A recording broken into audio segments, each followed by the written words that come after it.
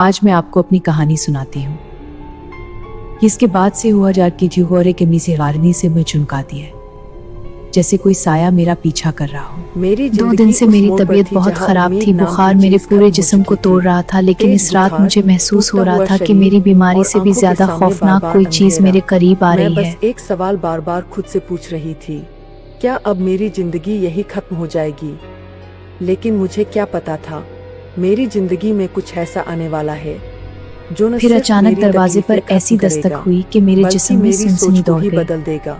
मैं पिछले कई दिनों से बिस्तर पर पड़ी थी, हर सांस भारी मेरी माँ मेरी हालत देखकर परेशान थी, मगर उसे क्या मालूम था कि हमारे घर के गिर्द एक ऐसा राज मंडला रहा है जो हमारी जिंदगी हमेशा के लिए बदलने वाला था। कोई अंदर हथौड़े मार रहा दरवाजा खुला मेरी माँ और पहली बार मैंने उसे देखा, वो शख्स जो आने वाले दिनों में मेरी किस्मत का सबसे बड़ा राज बनने वाला था। मुझे दवा दिलाने की कोशिश करती। जैसे ही मैंने उसके हाथ से सामान लिया, पूरा कमरा अचानक ठंडा हो गया।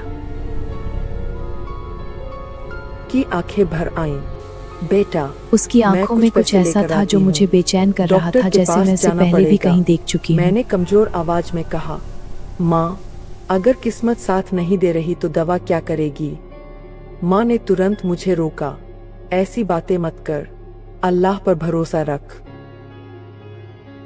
इस रात जब मैं सोई तो एक ऐसा ख्वाब शुरू हुआ जिसने मेरी जिंदगी बदल दी। लेकिन मेरे अंदर से सब टूट चुका था। शाम को माँ काम पर चली गई। मैं सिर्फ एक लम्हे के लिए पलटी थी और वो अंधेरे में ऐसे गुम हो गया जैसे कभी आया ही ना हो। मैं अकेली घर में थी। अचानक दरवाजे पर दस्तक हुई। जब वो करीब आया तो मैं खौफ से साकित रह गई। वही शख्स दोबारा मेरे सामने खड़ा था। ठीक, मैं धीरे से उठी, दरवाजा खोला और सामने एक लड़का खड़ा था। उसकी आंखों में कुछ ऐसा था जो मुझे बेचैन कर रहा था, जैसे मैं उसे पहले भी कहीं देख चुकी हूँ। इतनी गहरी कि उनमें जैसे कोई और ही दुनिया बसती हो। उसने धीरे से कहा, तुम्हारी तबीयत ठीक नहीं है ना? मैं चौंक गई। उसके हाथ में एक छोटा पैकेट था। ये तुम्हारे लिए है। मैंने पूछा। जैसे ही मैंने उसके हाथ से सामान लिया, वो हल्का सा पूरा मुस्कुराया। कमरा अचानक ठंडा हो समझ गया। लो, किसी ने मुझे मदद के लिए भेजा है। और वो चला गया। कुछ घंटों बाद माँ आई। उनके हाथ में थोड़े पैसे और कुछ सामान था। मालकिन ने मदद की है। अगले दिन हम बड़े अस्पताल गए और वहीं वो लड़का फिर मिला, लेकिन इस बार उसने कहा, आप चिंता मत करो, इलाज मैं करवाऊंगा।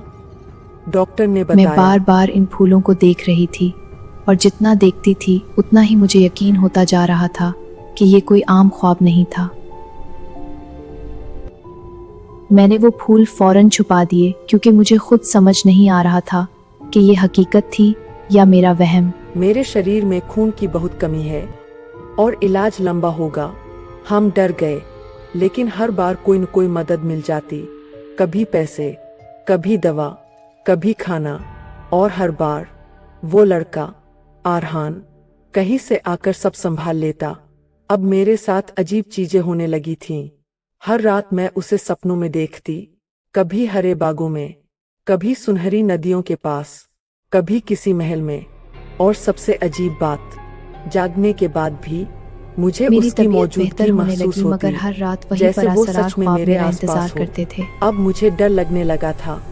वो आता था, मदद करता था। उस दिन मैंने और गायब फैसला हो कर जाता लिया था कि अब मैं उससे एक दिन सच मैंने पूछ कर हिम्मत रहूंगी। करके पूछा, तुम कौन हो असल में? वो चुप हो गया, फिर बोला, अगर सच बता जैसे दिया ही तो वो तुम अंदर डर आया, जाओगी। कमरे की फजा बदल मैंने गई कहा, और मेरे दिल डरने में के अजीब लिए सा बचा ही खौफ क्या पैदा है? होने लगा। वो बैठ गया और फिर उसने जो कहा, उसने तुम मेरी कौन पूरी हो? दुनिया हिला दी। मैं? उसने कहा, हाँ, तुम आखिर हो मैं कौन? इंसान नहीं हूँ। मैंने उससे मैं पूछा, चौंक तुम गई। आखिर हो कौन? उसकी आंखें अब और भी गहरी लगने लगी। मेरे उसने सवाल के कहा, बाद चंद मैं लम्हों तक उस दुनिया खामोशी से छाई हूँ जिसे रही तुम और वो लोग मुझे देख नहीं खामोशी सकते। से देखता रहा। जिस दुनिया में हमारे जैसे और भी लोग रहते हैं। मैं कांप गई। वो आगे बोला, जब तुम छोटी थी, तुम्हारे पिता ने मेरी जान बचाई थी। मैं रास्ता भटक गया था। अगर वो इंसान मदद ना करते तो मैं खत्म हो जाता। आज मैं वही कर चुका रहा हूँ। उसने बताया, उसकी दुनिया इंसानों से अलग है। वहाँ रोशनी भी है और रहस्य भी। वो लोग इंसानों की मदद करते हैं, लेकिन दिखाई नहीं देते। मैं सुनकर डर भी रही थी और हैरान भी। अगले ही कुछ लम्हे में अपने महीनों में कमरे में मेरी नहीं हालत थी, ठीक होने लगी। बल्कि एक जिंदगी ऐसी धीरे जगह धीरे पर खड़ी बदलने थी लगी। जो एक इंसानी अच्छे घर दुनिया से का रिश्ता हिस्सा आ नहीं गया। लगती थी। मेरा दिल जोर जोर से धड़क रहा था क्योंकि मुझे महसूस हो रहा था कि अब मैं एक ऐसा राज जानने वाली हूँ जो मेरी सोच से भी ज्यादा खौफनाक शादी था। हो गई, माँ खुश थी, मेरे उर्द घर गिर्द की अच्छा फजा था, बदल रही थी, लेकिन और हर गुजरते आरहान लम्हे कहीं के न साथ कहीं खौफ बढ़ता अब जा भी रहा था। महसूस होता था। एक रात मैं छत पर थी, ठंडी हवा चल रही थी। अचानक आवाज आई, अब तुम खुश हो? मैंने पलटकर देखा, कोई नहीं, लेकिन दिल जानता था वो वही है। मैंने धीरे से कहा, हाँ, अब मैं ठीक हूँ। हवा दरवाजे के तेज हुई पीछे एक और ऐसी एक दुनिया थी आखिरी आवाज जिसका आई, तसव्वुर भी तो अब मैंने मैं जा कभी नहीं सकता किया हूँ। था। और फिर वो एहसास हमेशा के लिए शांत हो गया। कभी कभी हमारी जिंदगी में मैं कुछ पलक लोग आते झपकी हैं और वो जो साया गायब इंसान हो नहीं चुका था। होते, लेकिन फिर भी सबसे ज्यादा इंसानियत वही दिखाते हैं।